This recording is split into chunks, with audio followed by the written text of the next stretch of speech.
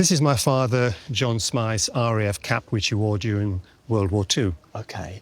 Tell us a bit about your dad.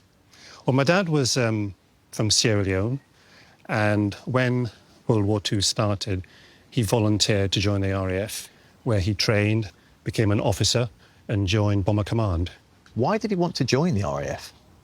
Well, I think one was Sierra Leone was part of the British Empire at the time. OK. But also he knew that if Hitler and his Nazi regime had succeeded, it would be bad for the whole world. So he was willing to step up and play his part. My father never talked about the war when we were growing up as children. Right.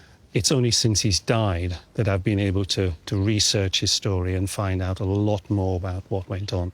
How much about that do you know? Well, in his training camp, there were about 95 men, and he was one of the 5 promoted to officer, which was very rare because in 1939, when the war started, the RAF had a colour bar, so you weren't allowed to join the RAF if you were black.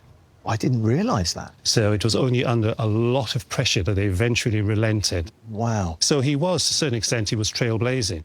He was a navigator and a bomber. He was in a crew of 7. I mean, a lot of those bombers didn't actually come back, did they? And his didn't come back eventually. No. On his 5th mission, they were tasked with bombing a heavily defended target over Meinheim. They were spotted by a German night fighter, which shot them down. He got hit in his thigh and in his abdomen by shrapnel, and they had to parachute out of a burning plane. Over Germany? Over Germany.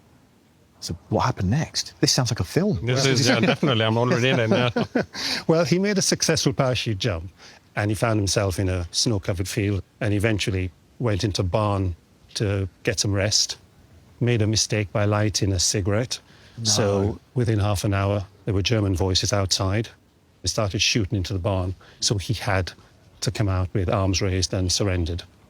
Going through all of that, being shot down, this would have been with him. This would have been with For him. all of that? I would have been with him. I think that's amazing. He was prisoner of war for 18 months, and he's got quite a few war medals. Yeah. And he's got a military MBE. You must be so proud of him. I am very proud.